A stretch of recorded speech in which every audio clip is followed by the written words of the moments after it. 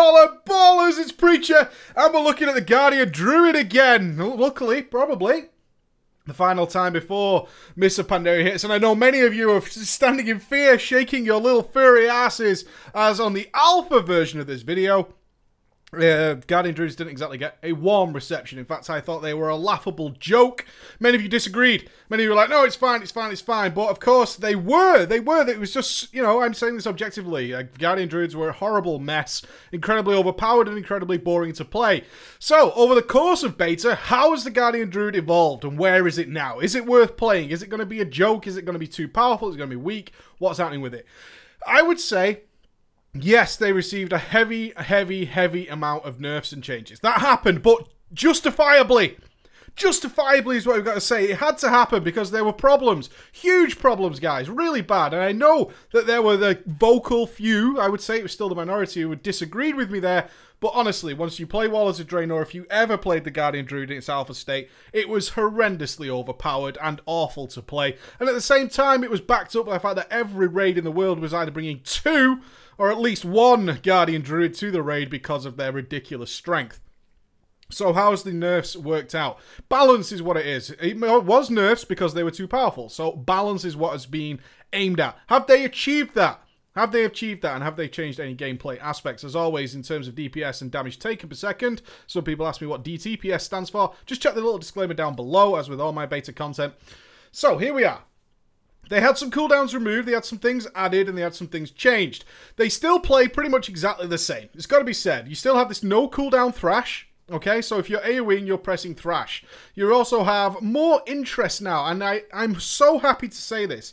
Without adding new spells, the lack of rage, which has been the big thing for me from the last time I played it, the absolute lack of rage now in comparison to what we previously had, makes your buttons far more interesting. That's all it needed, really. I would still like to see something else.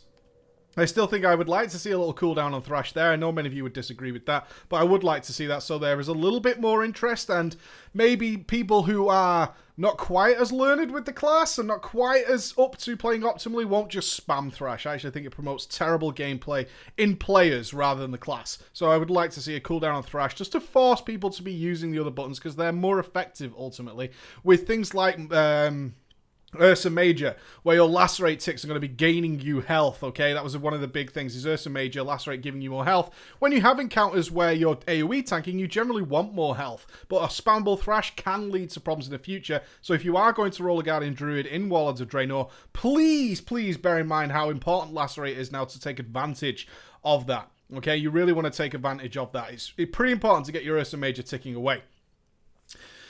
Now, I say lack of rage. One of the concerns, yes, I'm happy with the rage changes compared to what it was. I do think they went a little bit far, and that means that in terms of using our rage, we've got 3 realistic spenders. One is Maul, which you want to use with Tooth and Claw, which now is affected by Resolve, so therefore your Tooth and Claw is more powerful, and therefore you should be taking full advantage of it. That finally makes Tooth and Claw interesting.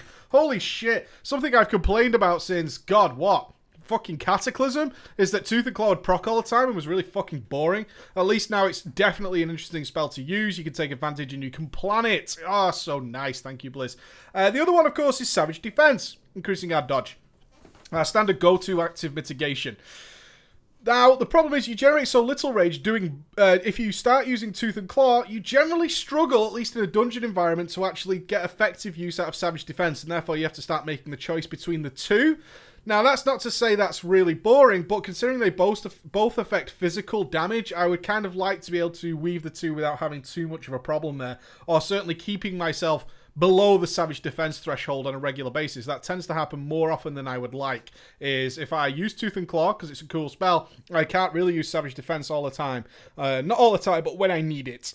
When I need it. I tend to have to wait for another mangle or something like that. That can leave you in a little bit of a mess, especially with the changes to healing. You've always got to bear this in mind when you're thinking about tank classes. How are the healers as well? It's more intrinsic than what's happened to your tank class because the healers have been effective as well. Heals tend to come slower. And now you're going to say to me, yeah, but you've got Frenzied Rejuve. Frenzied Rejuve, unfortunately, is like a huge waste of time now, or it feels it. I haven't had a chance to test this in a raid because the LFRs, etc. are closed, which is a bit of a bummer because I would love to get in a raid with this and see if how Resolve affects Frenzied Rejuve. But certainly in a 5-man normal and 5-man heroic environment I've been testing this on, Frenzied Rejuve is a huge waste of time. And that does drive me to the other point is, we have 2 realistic active mitigation tools, Savage Defense, Frenzied Rejuve, and Frenzied Rejuve feels pointless.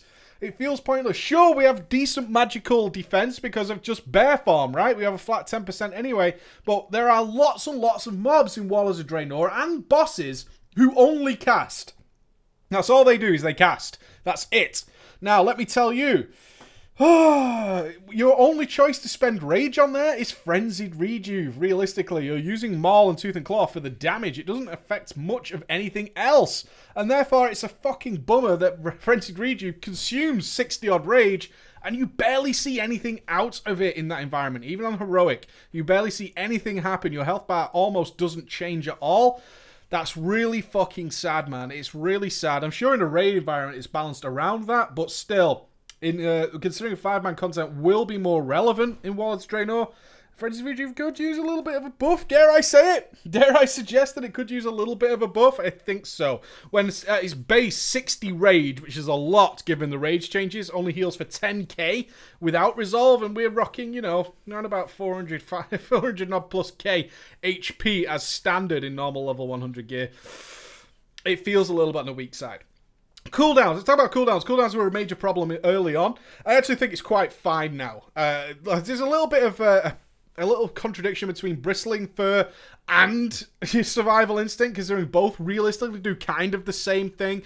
We do have a lot of cooldowns. You can see across my bars there. They're all cooldowns available to us. But they're okay because they balance out. Because they're all such short duration, a lot of them have charges, etc. They actually work out quite well in smoothing out our damage. And it's not massively spiky. Massively spiky. It can be. There's a few occasions where I've just walked in and died. But generally that is with like weaker healers. So it's not a case of that's a weakness of the class. It's a weaker heal situation.